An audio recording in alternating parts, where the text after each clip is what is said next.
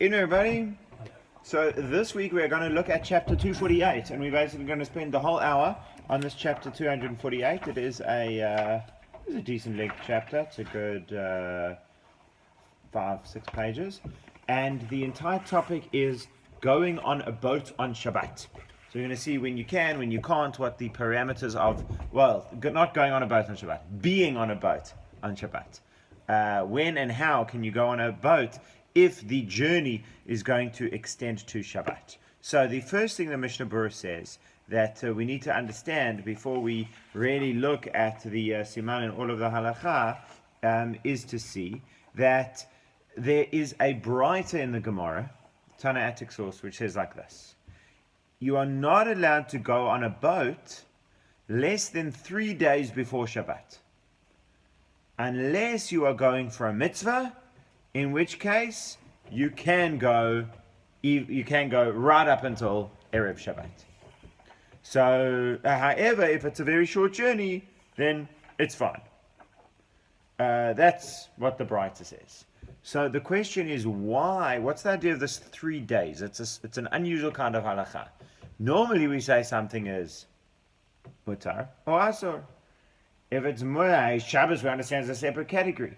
But where would you have a concept that it's mutar on Monday and asur on Tuesday? Or no, it wouldn't be Tuesday, Thursday. Mutar on Monday, asur on Thursday. You need 3 days before Shabbat. You can do it, more than that you can't do. Now, what's the understanding? So the Mishnah Brura quotes 4 different opinions. The Braita itself doesn't clarify. The Gemara doesn't clarify. So it's up to the Rishonim, the early halachic sages, to come up with 4 different reasons as to why it could be. Number 1, preemptive concern for Chilul Shabbat. You're traveling on a boat, and you're going to end up having to do melacha for pikuach nefesh. There'll be times where you'll need to tie the knots of the boat, or else you're going to get sunk. So then you need to do it. But, okay, that's option number 1. So that's the concern. Therefore, we don't want you to go on Friday. Rather go, Tuesday or Wednesday, but don't go later than that. Reason number 2 is related. Tchumim. The idea of tchum is something we're going to see more. It's something we don't experience too much living in urban areas. It's much more of a rural halacha. But the idea of tchum is you cannot leave your area of residence over Shabbat. Now, your area of residence, not your place of residence, but your area. Once you work out which is your area of residence, you take that whole area into account, and you've got a kilometer beyond the boundaries of that area. Now, we're in Cape Town, so you can go pretty far. That extends all the way around Cape Town. Okay, where does it start petering out? Once you start going outside of the main areas, and you starts getting sporadic houses, then we'll start looking at it. But where this halakha would really come up is you go on holiday to a little town, and you go out of the town and for a walk. Or you go down to the beach and for a walk. It's really quite limited. You've only got a 1 kilometer radius. Shabbat is not a time for hikes. Somebody came here once and he wanted to go up Lion's Head on Shabbat. Shomer Shabbat and everything. He wanted to know, can you do it and go up without water and whatever else? So I said, it's interesting. I don't know how Law Tchum would apply. Because is Lion's Head, part of, or is it now separate from the city? I would presume that you've only got a kilometer from the houses around there. Maybe that'll get you there, maybe it won't.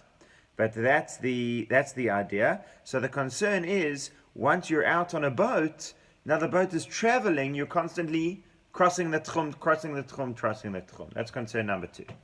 Concern number 3 is seasickness. What's that concern? The concern really is oneg Shabbat. If you go on Friday, you're going to spend the whole of Shabbat sick. If you go on Tuesday, by the time Shabbat comes, you'll already be accustomed to the journey. And then option number 4, or proposal number 4, is that the same decree that we've got that you can't swim in the sea on Shabbat. Why can't you swim on the sea on Shabbat? Because you might build a raft. Right? Any swimming, huh? Sorry? Any swimming. Any swimming in an open area. In other words, a swimming pool, that wouldn't apply. because that's a closed, defined area. But it would be a river or a lake or the sea or anything like that. Any kind of open swimming you can't do because you might build a raft. So if somebody sees me going on the boat, so they're going to say, what's the difference? A boat and a raft. He can go on a boat, I'll go on a raft. It's different when you boarded the boat 3 days before Shabbat. Then we know that there's something else. So those are the 4 reasons given. Regarding the first 2 reasons, that basically it's a preemptive concern for Chilul Shabbat, the Rif, Rabbi Yitzchak Al-Fassi wants to know, well, what's the difference, again, between Tuesday and Thursday? If it's going to be okay to break Shabbat at the time, so then it's okay to break Shabbat at the time. And if it's not, then doesn't make a difference. Then you can't. Then it doesn't make a difference when how early before Shabbat you go. So therefore, he says that that's not the reason, and he goes on to the other reasons, Oneg Shabbat and whatever. What does the Mishna Brura say, or what does the Shulchan Aruch say? The Shulchan Aruch works on a combination of reasons 1, 2, and 3. He doesn't seem to bring in this one about the building a raft, which we'll speak about more in a second, but he is concerned for pikuach nefesh. But he says, in other words, you should go on the boat 3 days before Shabbat, so that we don't end up with a situation where you have to take pikuach nefesh over Shabbat. But if you went on 3 days before, it's like you've really done everything you can. That's really the way we look at it. I've really done everything I can. I mean, what can you say? You said you never go on a boat. You can never go on a long distance boat ride. That we don't say. What you do is you do your best. And part of your best is don't board on a Thursday or a Friday. The next, but he also brings in the idea of seasickness. The basis there behind the idea of the mitzvah, you're allowed to go for a mitzvah. Remember we said, if you're traveling for a mitzvah, then it's fine. But it's only if you're traveling for, we'll see, for pleasure or for social reasons. We'll see social reasons as an argument. But it's only if you're traveling for pleasure that you need this 3 days. If you're going for a mitzvah, then it's fine. So the Rif says, because if the concern is seasickness, then when you go for a mitzvah, it's one mitzvah versus another mitzvah. You're weighing up the mitzvah of Oneg Shabbat against whatever mitzvah you're going to. Say you're going to go save captives, right? Redeem captives. So since you're engaged in the mitzvah of redeeming captives, you're allowed to go without the mitzvah of enjoying Shabbat. But if you just want to go and have a fun time, and as a result you're going to end up losing out on enjoying Shabbat, then you're not allowed to do that. I just want to point out to the side point here, there's no such thing as a mitzvah or as an obligation which doesn't come with sacrifice. If you would ask people, what's the most enjoyable, pleasant, non-sacrificial mitzvah? Enjoying Shabbat, Oneg Shabbat. I mean, what is the sacrifice of Oneg Shabbat? Oneg Shabbat actually can involve substantial sacrifices. Number one, it can involve substantial expenses. You've got to be willing to put your money, right? To put your money where your mouth is. And number two, it's going to limit your travel plans. Even if you say, it's fine. It's much more convenient for me. The trip is much cheaper. Everything else. I'm prepared to endure a Shabbat where I feel sick the whole Shabbat. You are not allowed to do that. Oneg Shabbat is not just a good thing to do, but it is an obligation. And that's the problem with seeing mitzvah as good deed. Because mitzvah as good deed loses the fact, it is a good deed, but it loses the fact that every mitzvah carries with it an obligation. If you want to get rewarded for it, then you should understand that there's an obligation involved as well. That's the general rule, and this certainly is a case in point. Last question. Are we referring to all boats, all journeys on the sea? So, for example, a cruise liner, someone's going on a... Yes. Now that is a good Super question. comfortable, those cruise liners. Yes. Because also then... Yeah. Sorry, again? You won't have to tie knots. Yes. Exactly, you won't have to tie knots, Yeah. and then doesn't that become your tchum? Yes. So this we're going to look at, whether, to what extent what becomes your tchum. It's also going to depend on the depth of the water and that kind of thing. So we'll look at that. I will point out that on cruise lines, somebody was telling me, I haven't been on a cruise ever, but somebody's telling me they have electronic toilets on a lot of the cruise liners. So then you've really got this issue of now again, what are you going to do? You're not going to flush the toilet. Obviously you're out. He'll do it with a shinui or whatever, but you can understand that would certainly speak to it, so that you take whatever precautions you can to avoid Chilul Shabbat. So let's now see the language of the Shulchan Aruch. We've seen the 4 reasons behind it, and let's see what he says. Mutar laflig b'sfina afilu be'erev Shabbat im holech litvar mitzvah. You're allowed to go on the boat even erev Shabbat if you're going for a mitzvah. Uposek imo sheyishbot, and you must make a condition with the captain or owner that he must stop for Shabbat. Ve'im acher kach lo yishbot, ein bekach klum. And if he says, fine, I'll stop for you for Shabbat, then Friday afternoon comes, you say, aren't you stopping? No, I've changed my mind, we're not stopping. You don't have to get off the boat. You need to make that condition with him. Aval ledvar harashut, but when it comes to matters of permission, in other words, an optional voyage, ein mafligen besfina pachut mishlosha yamim kodem Shabbat. You do not go on the boat less than 3 days before Shabbat. In other words, 3 days or more before Shabbat. So that's the structure as we've laid out. The Mishna Brura adds a couple points here as well. You have to make this deal with the boat owner, but I need you to stop for Shabbat. And if he says yes, but then later on changes his mind, it's fine. Okay, the Mishna Brura says, what if he says no? So you go on the cruise, you say, listen, I can come on this cruise, but I can only come on this cruise in good conscience if you're prepared to stop on Shabbat. He says, sir, we are not stopping on Shabbat. If you're not happy with that, don't come on the boat. What do you then do? Mishna Brura says, fine. You just got to ask. You got to ask. Maybe he'll say yes. And if he'll say yes, okay, so then that's the best prize. But again, the theme of this idea is you should do whatever you can to make sure that you preserve the sanctity and the enjoyment of Shabbat. If you have done whatever you can, so then you can go on.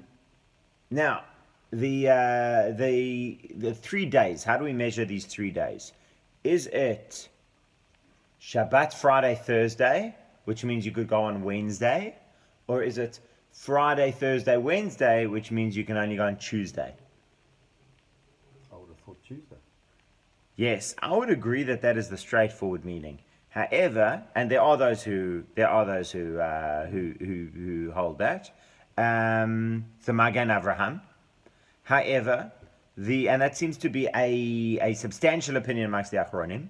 However, the Vilna Gaon says no. And he quotes many Rishonim who say that Shabbat is counted as one of those 3 days, and you are indeed allowed to go on Wednesday. So that seems to be a machloket. It's a machloket between the Vilna Gaon and the Magen Avraham. Magen Avraham says Wednesday is no good. Vilna Gaon says Wednesday is fine. And the Mishnah Brura never ignores the Vilna Gaon. Vilna Gaon's opinion is so substantial, but he doesn't give that like as the only opinion.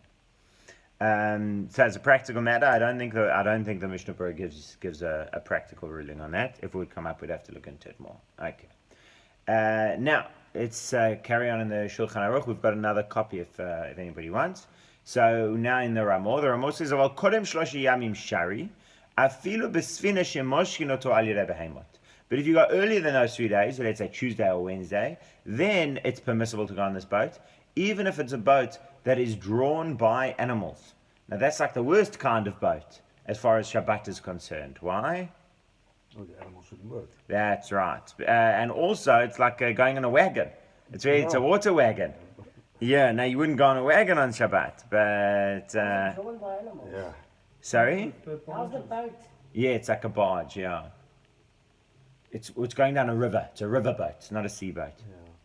Yeah. You haven't harnessed dolphins. You've got osa, right? That are tied to the boat and they're walking along the side, pulling the boat as they. Really, hey? Yeah.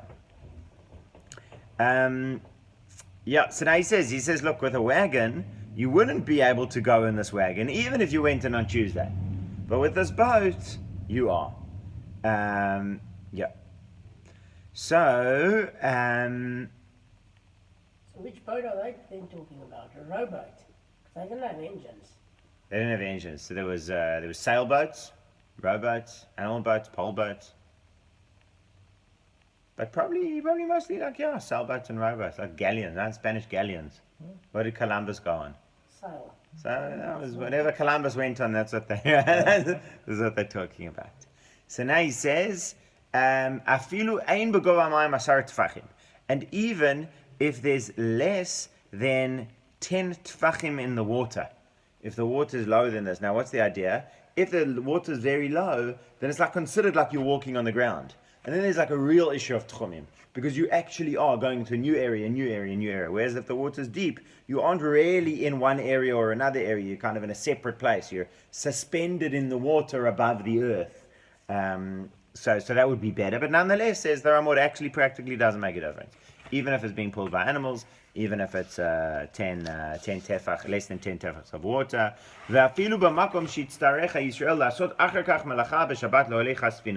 And even if it's a place where the Jew will need to do melacha on Shabbat to drive the boat. Why would that be okay? How can you do melacha to drive the boat? Because it's a case where he knows that it's going to end up in a situation of pikuach nefesh. You know, let's say, I'll give you a fairly extreme example. He's going on this boat with a bunch of fairly unsavory characters, and they say, the rule on our boat is everyone takes a turn on the wheel. You don't take a turn on the wheel, we throw you off. So comes his turn, he's going to do a throw on the wheel. Is that or he's going to die? So that's what he's got to do. Right? They're stuck in, or they don't have sufficient manpower for everyone to not play their part on the boat or whatever. And you're in an area that's full of pirates.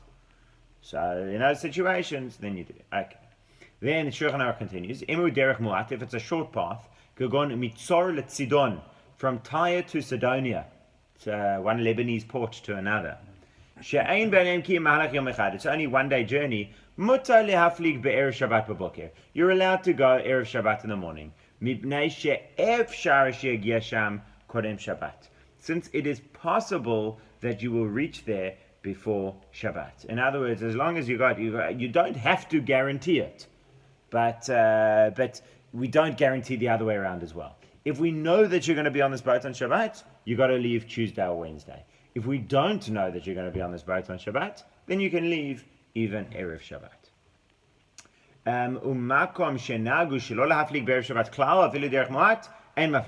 Now he brings in the custom, this concept of makom shenagu, which we'll see comes up in several places. What is the custom of the place? Now, the custom of the place, I'll just mention it briefly now, probably go into it more in a totally different context. But when you talk about the custom of the place, that's not just, what they always did. Custom means this was the established rule as established by the chachamim of that area. So there were some areas where the chachamim said, you may not get on a ship Erev Shabbat. So then they can't even do it, even if it's for a short journey. They have the ruling of their chachamim. Minhag is not just like what you usually do. I think I mentioned the case before. We were having Torah reading on Shabbos afternoon or Monday, Thursday.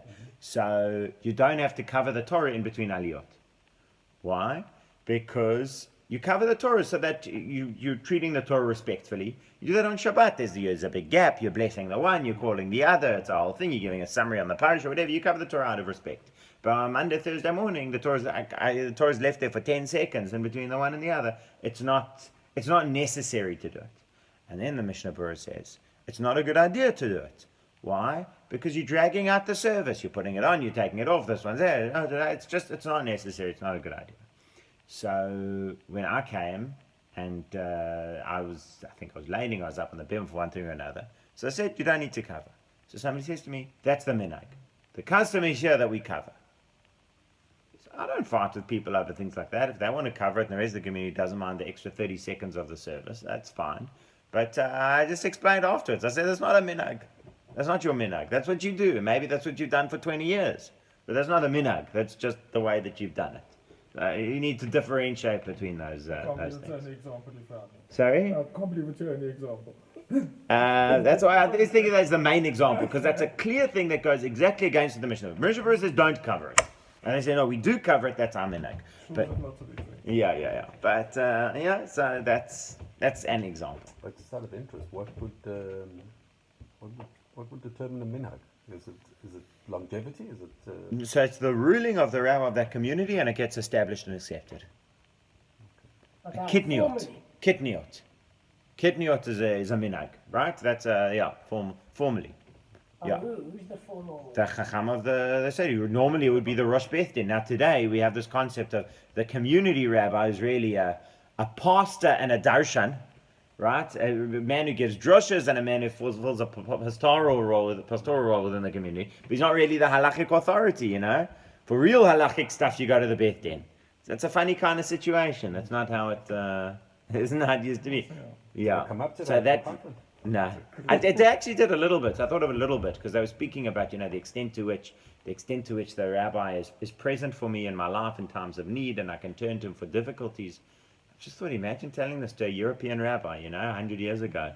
You know, your congregants want to know, and they're having a hard time in their marriage. They can tell you, Rabbi Yitzchak on the spectre, you know, the congregants want to know, and they're having a hard time in their marriage. They can talk to you. It's like it's just a foreign guy. They were not a pastor. They were a judge. You know, today it's a pastor. So it's just interesting points. But yes, whoever the halachic authority, the extent to which, interesting question, to what extent does a rabbi of a shul have halachic authority? Because I could promise you that if I would rule something and the Beth Din would rule something else, right? My ruling would not be. So what is it? You know. So what if the Beth Din hasn't given a ruling? So that's an interesting question. Did you have a rabbinical conference now? No, we had a shul conference. Oh, Yeah. that would be interesting. It is interesting. It's something I should. Sorry? No, if you give a ruling, Yes. the congregation follows it. Yeah. The US and Beth Din, but Yeah. you know, Yeah. It's interesting. it's Yes. happened here in Cape Town. Yes, exactly. Exactly. It's true. It's true. Yeah. So that would be a good one to clarify. The other example we gave of a Shabbat, you know, Chabad doesn't have non-kosher pets. Right? That's from the Bab Shiri. So I think you could say that's a minhag of Chabad.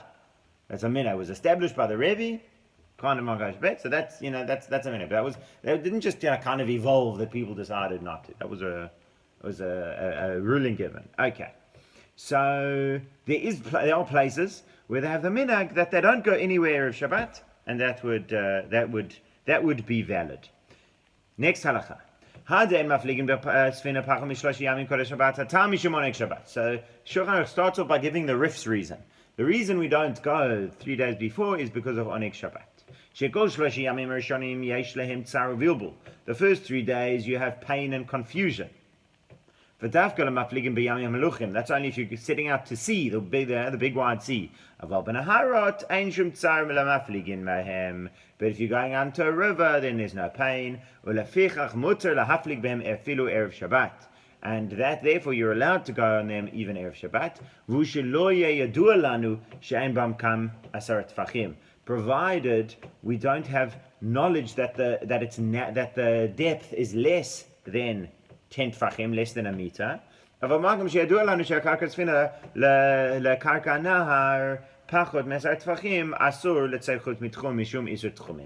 wouldn't be allowed to because of tchumim. So again, he's bringing these three concerns. Concern number one is enjoyment. And if it's going to be a smooth ride, like on the river, cool. Concern number two, tchumim. If you know that, that's going to be all right. And the Ramona brings in number three, which was Chilul Shabbat. V'chein b'sfinish yitztarech Yisrael avoli dem melacha b'Shabbat. So too on a boat where he knows that he's going to come to end up doing melacha on Shabbat. Asur likanes b'shlashim yom Shabbat. He's not allowed to go in there Wednesday, Thursday, Friday. Afilu em narot ha'novim v'ilum ala masar. Even if it's a serene river, flowing river, which has more than 10 tfachim of water. But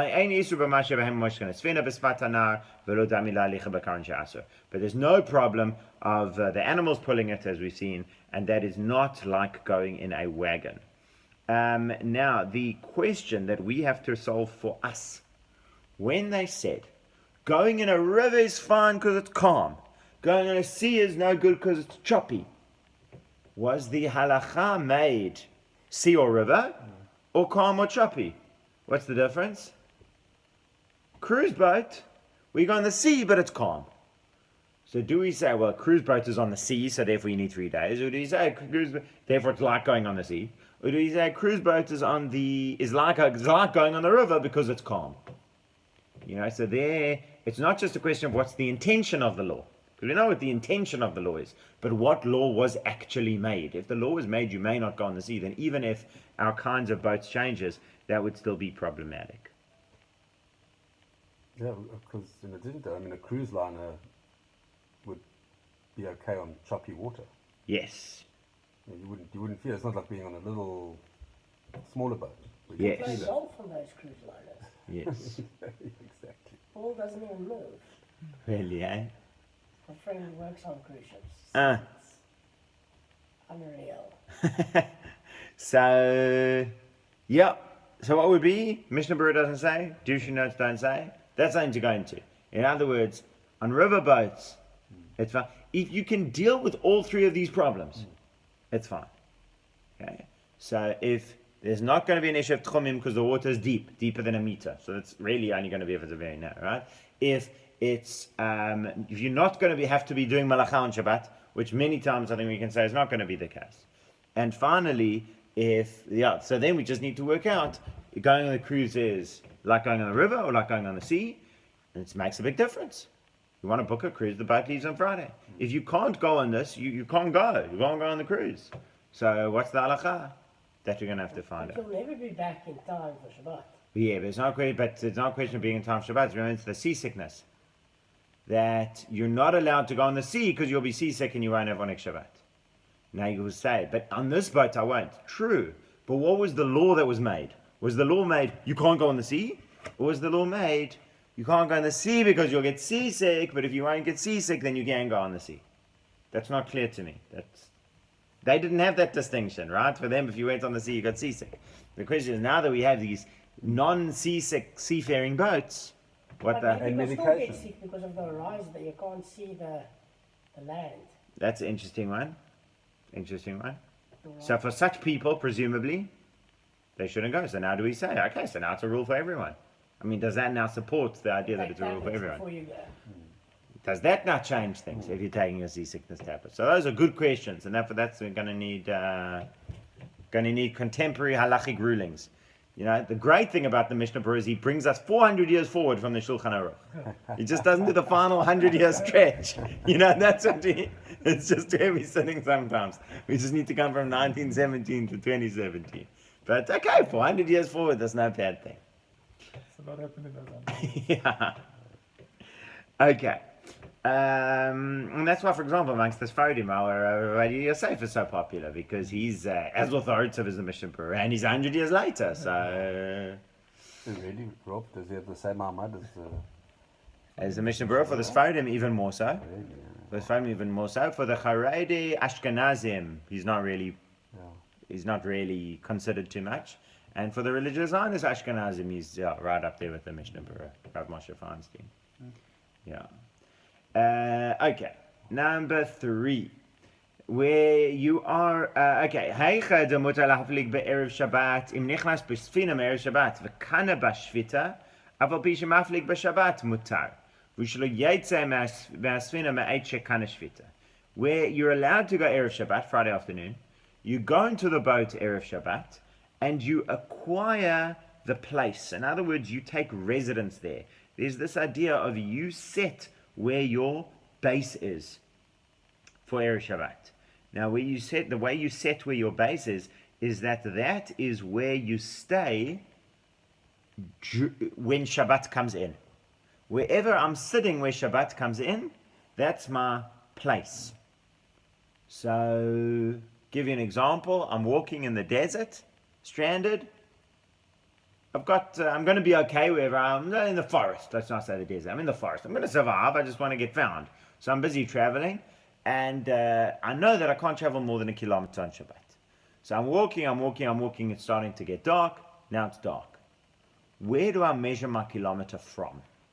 I've got a kilometer area. So you measure your kilometer from where you were when it became Shabbat. Now the problem is we've got an area called Bein HaShmashot.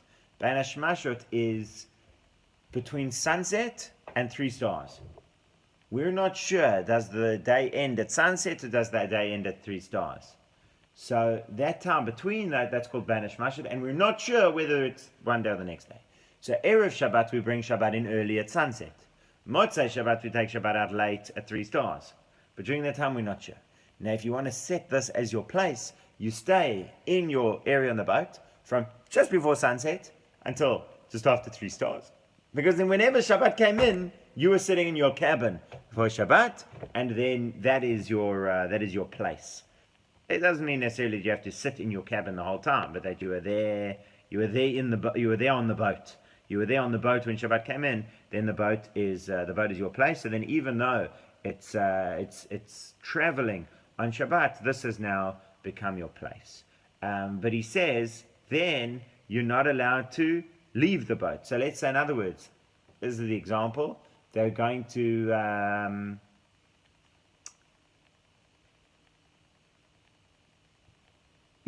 they stop off Shabbos morning somewhere. Can you get off, go into town, and come back on? You're traveling less than a kilometer off the boat. Get back on. There's a famous thing about Gabriel gets off. Yes.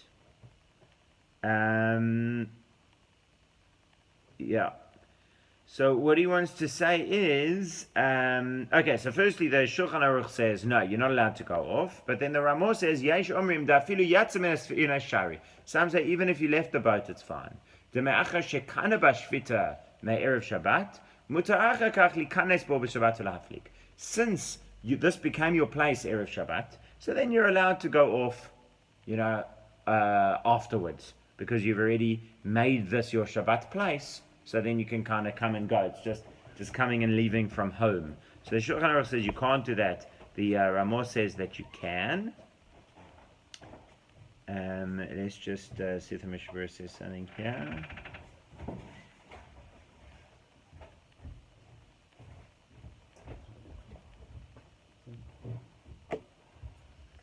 And this really, says the Mishnah Brura, is dealing with the fourth concern.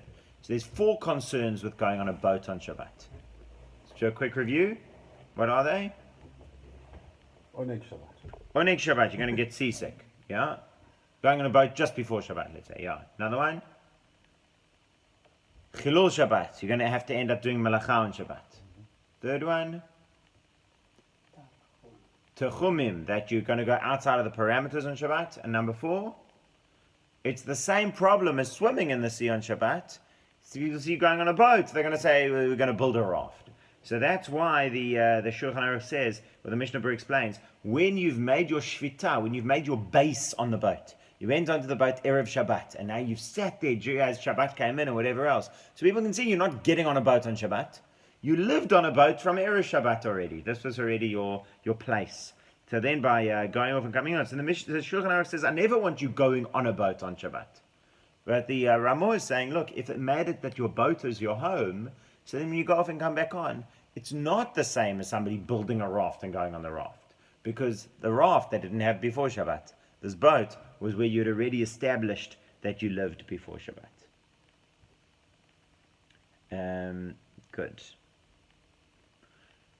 Now he continues, the Ramah says, V'yesh osin kiddush b'sfina, v'achar kach chozrim leveitam v'lanin sham, u'lemachar chozrim l'sfilo mafligin. Some make kiddush on the boat, go home, sleep at home, come back in the boat Shabbos morning, and that's when the boat departs. V'chein nagu b'ktzat makomot, and that's the custom in some places, v'ein limchot, and we don't protest. In other words, whenever the Ramah says ein limchot, he means it's not my favorite, but if somebody's doing it, they have a right to do it. So you leave on the boat on Shabbat. So then you leave on the boat on Shabbat. Yeah. What the Mishnah Brura explains is he's saying they're sitting on the boat as Shabbat comes in, and they're making kiddush and having a bit of a meal there. So it's quite clear that they're on this boat Erev Shabbat. And then they go off and they come back on, and that's not the same as just entering the boat the first time on Shabbat. So again, we don't want you to enter the boat for the first time on Shabbat, even if none of those other factors apply, because that's like somebody getting on a raft. And the problem with a raft is that they're going to build the raft. You're not going to build the boat, you're going to build the raft. That's the problem. Okay. Number 4, going from the sea to the desert. Hayotzim b'sheyara b'midbar. You're going out on a caravan in the desert. V'akol yodim shem tzrichim lachalel Shabbat. Everyone knows they're going to need to violate Shabbat because it's dangerous to stay in the desert alone on Shabbat. So Shlosha Yomim Kodem Shabbat Asurim Letzeit. For 3 days before Shabbat you're not allowed to go. Uv'yom rishon v'sheni v'shlishi mutar l'tzeit. And on days 1, 2, and 3, you are allowed to go. And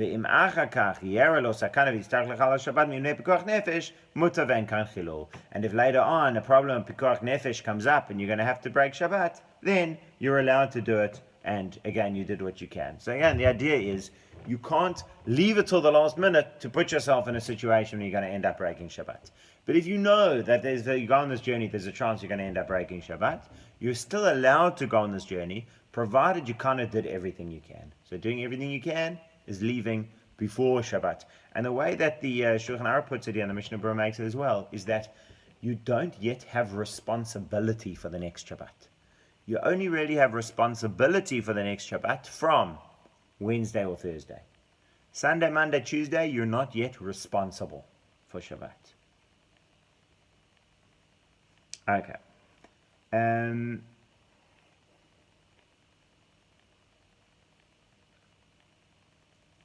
Yeah, and the Mishnah Brura says, now obviously when you're making the initial contract of what's going to be and how we're going or whatever, you can't say to them, look, I'm going to go on this journey, and they say, okay, well, we're going to need you to light the fire.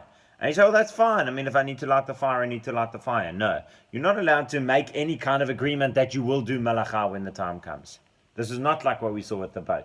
When you're going on the boat to Erev Shabbat, you should say to the guy, are you willing to stop for me for Shabbat?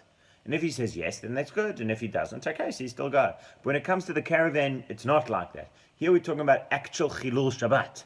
So if you end up that in order to survive, you have to be Machalel Shabbat, okay. But if you make an agreement with them from the beginning that I will be Machalel Shabbat for you guys as we go, then you're not allowed to go.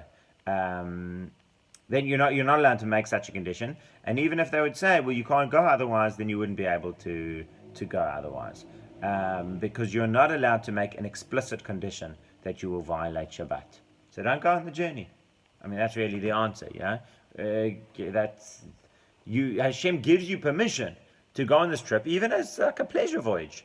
Gives you permission to go on this trip, even though there's a chance that when Shabbos comes, you're going to need to violate Shabbat for Pikuach Nefesh. But Hashem does not give you permission to make an upfront, explicit condition that you're going to violate Shabbat when the time comes. Okay. Now the Shulchan Aruch continues. Ve'ha'ole le'eretz Yisrael. If you're going up to Israel, im nizdamna lo shiyara afilu be'erev Shabbat. If you find a caravan going there, even Erev Shabbat, since it's a mitzvah, you're allowed to depart then. Okay, so you're sitting there in Ethiopia waiting for the chance to go, and they say, no, we're going to Israel, we're leaving today, Friday morning. So you go. Because that's a mitzvah. And you say, but let's stop for Shabbat. And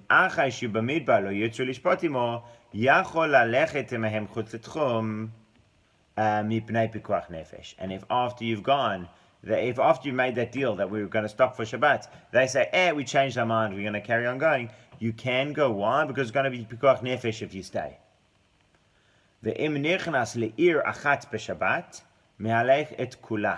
And if you enter a city on Shabbat, you can walk through the entire city. And even if they left you outside of the city and you want to go into the city, that is permissible.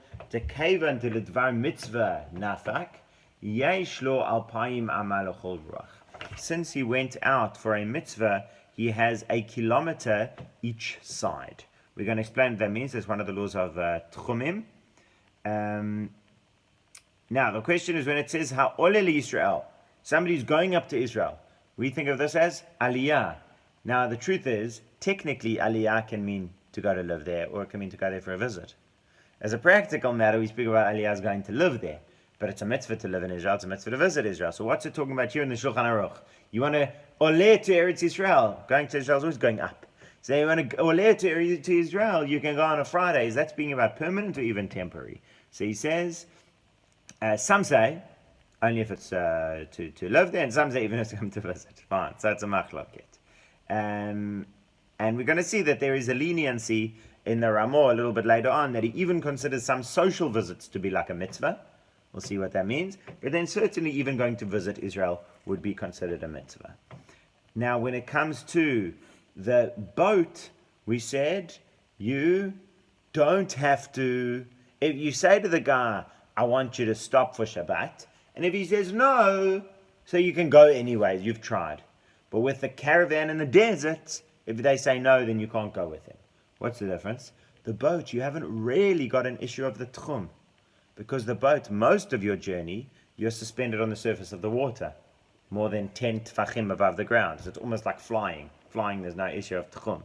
Whereas the caravan in the desert, you've got a real issue of tchum. You are traveling through an area that is traveling through an area and walking out of your domain on Shabbat. Well, they propose flying, so I don't know if it's obvious. You board a plane Erev Shabbat, you're going through time zones, you're going to land, Motzei Shabbat. Yes. If such a trip exists. Yes. Would that be... So, you skip Shabbat. You skip rule? Shabbat, or you're traveling in a plane over Shabbat? Yeah. So you're on the plane over Shabbat.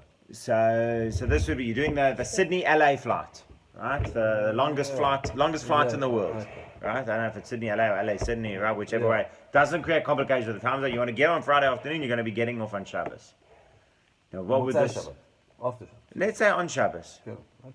Well, what would this be comparable to? Or you'll be getting off after Shabbos. Let's imagine it's a really long trip. Plane goes super slowly. And they've got enough fuel. So to go on a plane, how would we view that? Would that be, presumably that would be like a ship. Spaceship. What do you do with your luggage though? Can't carry. Yeah, can't carry. You wait in the airport until that. Yeah. Well, you can't leave the airport. But what? You can travel a kilometre. Surely you can plan to arrive on Shabbat. If you use a boat analogy, right? Yes. Then you can take a plane That's what it seems. to arrive in Los Angeles on Shabbat To arrive in Los Angeles on Shabbat. and get off the plane. Yeah. Get off the And plane, wait in but, the and not... And, Now, and that's not for a move the Dvar kilometre. mitzvah. For a Dvar mitzvah. Right? So we saw with the boat as well. If it's not for a mitzvah, you've got to leave on Tuesday. But with the plane, hold on a second, because what are the concerns? If you won't be breaking Shabbat, if there's no issue of the tchum, and if you won't Get flight sick. and you don't get flight sick, so then you want to fly on a Friday, get on the plane Friday afternoon, get off Shabbos morning. What should be the issue? To say it's not Shabbos deck, so certainly it's not Shabbos deck, but going on the ship also isn't, practically I could say, today we have the convenience of travel, and what difference does it make if you're going on a Tuesday or a Wednesday? Whereas then, if you were saying you can't be on a ship over Shabbat, and you couldn't choose the schedules and whatever, so they actually meant you couldn't go from one place to another. So we could say that there it was more compelling that there should be a leniency, here there isn't, which I think is true, but the bottom line, you want to know what's the halakha. Yeah. As far as halakha, as you know, I'm not a pussake, but it seems to me it's a comparable case. And if you can do that, if the halakha says you can do that with a ship, it would seem to me that the halakha says you could do it with a plane, unless somebody could show me why it's different. Maybe the engine. There's engineer. Yeah, I mean, a ship, it's got an engine of animals, which is also problematic. Sail. So technically, Wind. I No, could go even to the if there was jumbo an jet animal on engine. Friday afternoon, Yeah, wait there, say kiddush, get off the jumbo jet, go home, go back on Saturday, get in the plane. yeah. Yes. Yes. How are you going to get through all the checks? And arrive in some other time zone on Shabbat morning. Yeah. Get off the plane. Yeah. Electronics through the checks. So it goes there, however we work that out. Yeah, same as they do at the Kotel, Kotel on Shabbos. They also work. They also work out with the chicks. Yeah. So that seems to be the same as well. Willing to wait, I'm saying the plane is such that they're happy for you to sit there of Shabbos. That's not bothered, they don't do that, but I mean, Yes. technically it could be happening. Seems like it could. I suppose it could come up for diplomats and that kind of thing. Yeah. From diplomat, you need to travel on Shabbos or whatever. If we had a religious Rosh Mimshalah. Yeah. These could be things.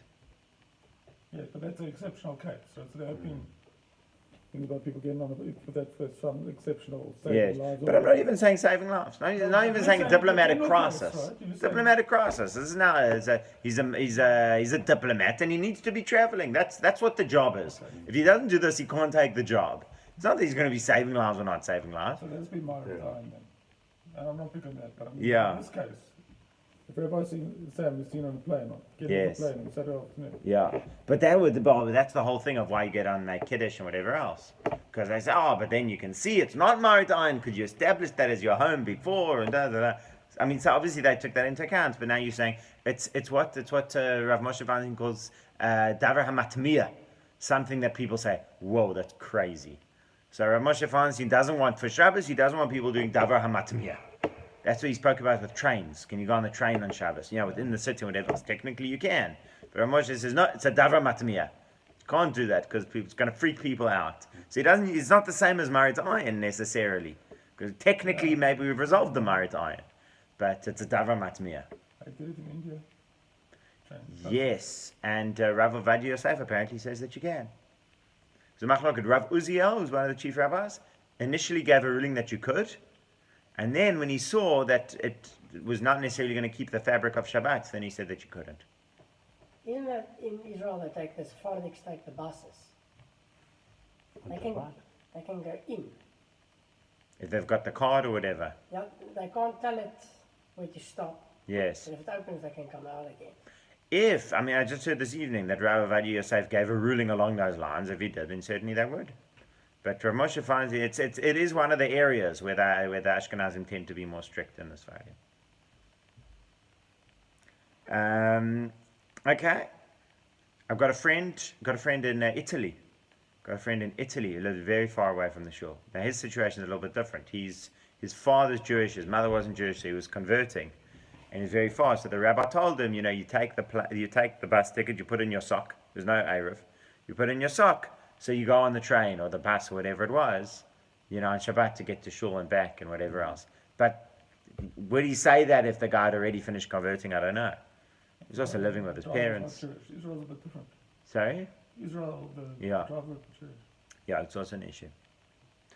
Yeah, good. Sadly, but there's an interesting one with the plane. In theory, you could get on the plane Friday, land on Shabbos. That's what it seems. Now I can be part of the shul anymore. Wow, all these leniencies, isn't that better? Yeah. Now he says, okay, so since it's, now, No, it's not leniency, it's an outworks. It works on what you do or what you don't do. You get entrenched with what you do. yes, It's not a... it's a good point. Okay, now he says, okay, now if you came into the city, you can go throughout the whole city. What's the basis of this? Now, normally we say you've got your tchum and that's it. So let's just explain a little more tchum as well. So, according to the Torah, tchum is 12 kilometers. The rabbis limited it to 1 kilometer. Yeah. So I guess you can understand because according to the Torah, 12 kilometers is fine. But the rabbi said, listen, you can't go on a long walk on Shabbat. Because are you going 10 kilometers or 13 kilometers? We can understand. But if you can't go more than 1 kilometer, that means no long walks outside of the city limits. Is that 2,000 cubits? 2,000 cubits. A cubit's about a half a meter. Let's go down. So I always call it a kilometer, but that's it's in the ballpark. Okay, so now you're allowed to walk around the city and all of that. So the idea was that since you came outside of Tchum because of Pikuach Nefesh, and you followed the rules in terms of leaving your city. When you left, you said, you guys agreed that we'll stop on Shabbat. And they said, yes. And then you left with them. On Shabbos, they said, no, we're not stopping. And so you had to carry on out of Pikuach Nefesh. So you did the right thing when you left. And when you carried on traveling on Shabbat, you were doing so in order to save your life. Therefore, that is, you still retain. The rabbis didn't take away your ability to travel through the Tchum. Remember, that kilometer is only outside of the city. Yes, but that's when you were in the city Erev Shabbat. See, here you've arrived at the city on Shabbat. That's the difference. If you would walk from one city to another city on Shabbat, now arrive at the new city and say, okay, now I can go wherever. Let's say there's two cities, close to one another. Joburg and Pretoria. Yeah. They say little dorps, right, close to one another. And let's pretend there isn't this darabanan of 1 kilometer. Let's say they're 10 kilometers apart. So I leave my home. I walk 10 kilometers to the neighboring city. I can walk to the limits of that city, but I can't go another 10 kilometers because that's not my home. My home is my city. And certainly when it's 13 kilometers away, and I transgress and walk the 13 kilometers, I've got to stop. The answer is I must stop. Oh, but now I'm in the next city? No, it's not a safe zone. It doesn't work like that. You shouldn't have arrived at that If you're city. home by having kiddush then you can walk, go to Belleville, have lunch, say kiddush, walk. Now that the Gemara goes into about setting up these little way stations, these little caches, right, of food and whatever else. But basically, you've got to choose which one is your home. You can't have more than one home. So you've got to choose which one's your home. Rob, for us in Cape Town, what would our city limits be? So, as I said, Lions Head, I'm not sure about. But, you know, But practically- including Camps Bay, including Yes, Seaforth absolutely. Town, Absolutely. Yeah, you can walk through to Camps Bay, you can walk through to town, Milnerton. you can walk through to Milnerton, walk through to Belleville. Claremont. Belleville? So, is it built up all the way? How many is Belleville built up? No. Are there from here to houses? If you walk through Belleville, would you be walking through houses and buildings the whole way, or were there empty areas? I think if you went main road, you'd go houses. Can't voortrekken hier, Yeah. So you go that route, then you go to Belleville. and then you just go over the N1. Yes. If you Yeah. want to go Belleville North. Because you can go to Milnerton and cross Yes. the N1. Yes. So if you start going through areas where there are these big open fields and there's a gap between this suburb and that suburb, then that becomes an issue. How But big open if it's built up continuously, so you got to look into it. The number that comes to my mind is 35 meters, but it's the kind of thing I think we'll see as we go through the halacha. And a rugby field, I mean, that's everywhere. Yeah, but that might also be considered like built up. We have to see. There's a whole Masechet Eruvin, right? It's an entire tractate of Gemara that goes through all of these. Truth is, it doesn't come up so often because people don't normally make these kinds of long trips. The only time you really hear about it is a mohel who needs to do a millah in the suburbs, and he can't stay there for whatever reason. It's the only time you really hear about these long. Somebody wants to be at two simchas or something, Okay. Then the Ramos says, so even if they left you outside the city, you're allowed to go in. If you went for a mitzvah, we were talking about Israel still. Talking about Israel. So you left Erev Shabbos. Because remember, normally you don't go and leave Erev Shabbos. Normally you're going to leave on Tuesday. But to go to Israel, you left Erev Shabbos. And so you left Erev Shabbos with permission. You made the deal with them that they'd stop. You carried on out of Pikuach Nefesh. So then the rabbis never took your tchum away, and you still got a distance.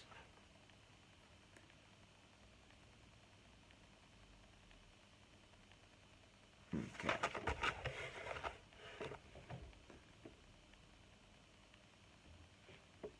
Now, if you left for a non-mitzvah purpose, I'm going to go do business, and I did it, I left on a Tuesday, and I agreed that they would stop, and they don't stop. It's a long trip. They agreed that they'd stop on Shabbos, and they don't stop on Shabbos. So now, for Pikuach Nefesh, I need to keep traveling on Shabbat. Oh, no, this is not. I left on Friday. For business. Not good. Made agreement that they'll wait for Shabbos. They didn't wait for Shabbos. So I did travel in order to save my life, but when I get wherever they drop me off, that is where I am stuck. If they leave me at the entrance of a city, what's my radius that I now have? Kilometer. 4 amot. 2 meters. Didn't you just say that if you're stuck in the forest, 2 meters. you have Yes. a kilometer, you must mark the spot when Correct, Shabbos because comes that's in? when Shabbos comes in. But here, we've been walking the whole of Shabbos in the caravan. Shabbos, 3 o'clock, Shabbos afternoon, they arrive at the city. And they say, here you go, we're on our way. They drop me, they take me to the hotel. So that's it, that's where I am. I cannot leave that hotel. You get, so that 1 kilometer is from where you started on Shabbat. Now I'm a lot further. I'm 10 kilometers from where I started, 20 kilometers from where I started. So now wherever I've ended up, if I did everything according to the book, so then I've still got my kilometer from where I am, because the rabbis didn't take away my tchum. because I did everything right and it was circumstances beyond my control. But here, where I left on Friday for business, which I never should have done, so now that I'm stranded, I take responsibility for it, and as a result, I end up with no tchum.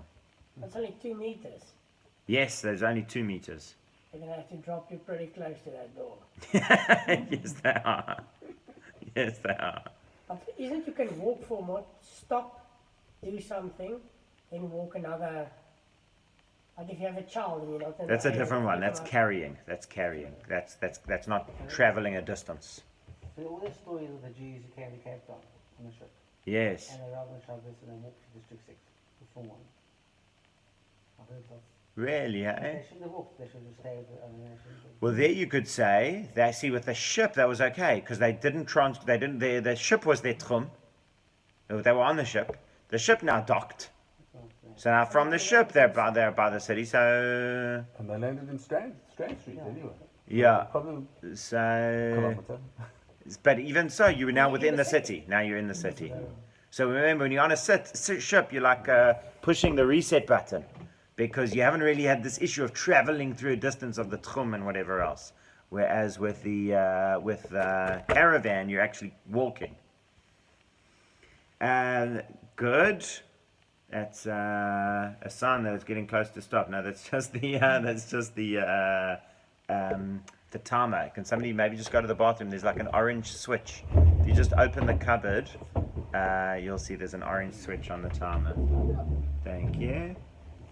Now he says.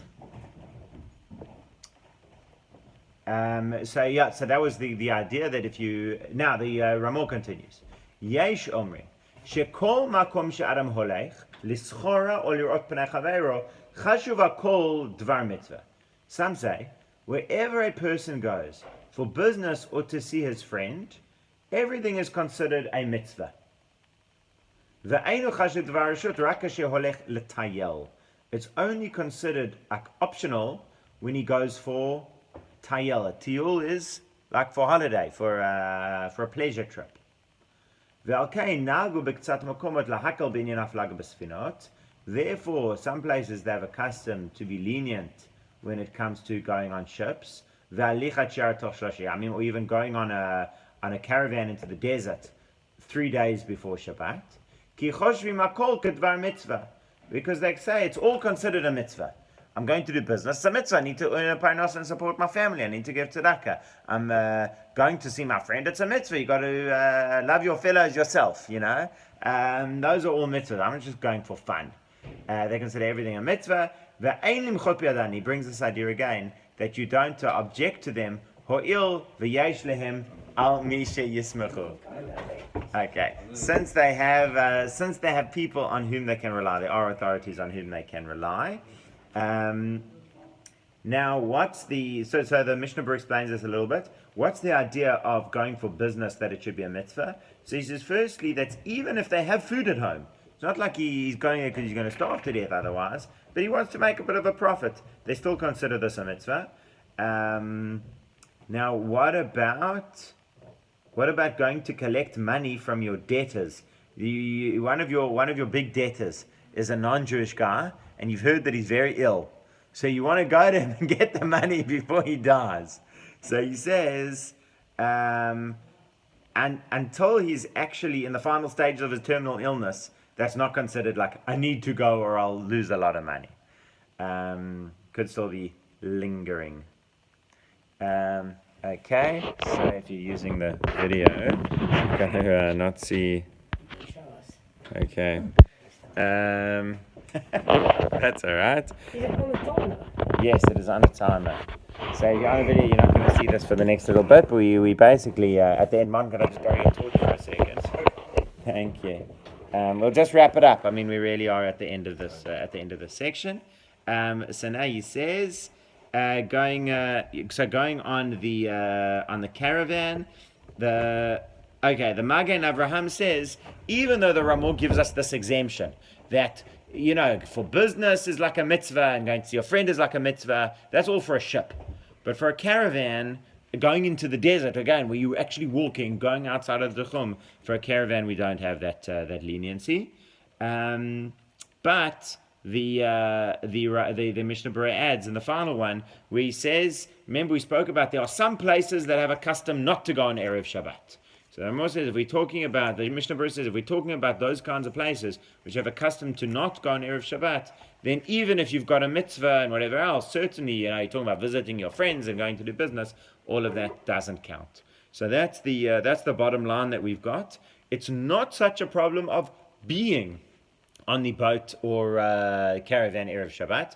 The problem is going outside of the Tchum. The problem is placing yourself in a situation where you violate Shabbat without doing everything you could to prevent such an eventuality. The problem is being seasick or whatever over Shabbat where you're not going to enjoy it. And the problem is going on over Shabbat when you didn't make that your home before Shabbat, because then it looks like you entering into these places on Shabbat, which as we've seen is more problematic. That's it. That's chapter 248. We did the whole thing as we'd set out, thank God, in exactly the right time. And from next time, we'll continue chapter 249, Dinim HaShayachim LeErev Shabbat, laws relating to Erev Shabbat. So now it's becoming more practical about what you can't do in the build-up to Shabbat, the kind of things that, the kind of free time that you must make Erev Shabbat, or the kind of activities you can't engage in. And we'll probably do that whole chapter and maybe a little bit more of the next one, which is preparing meals for Shabbat. Leave it there. Thank you very much.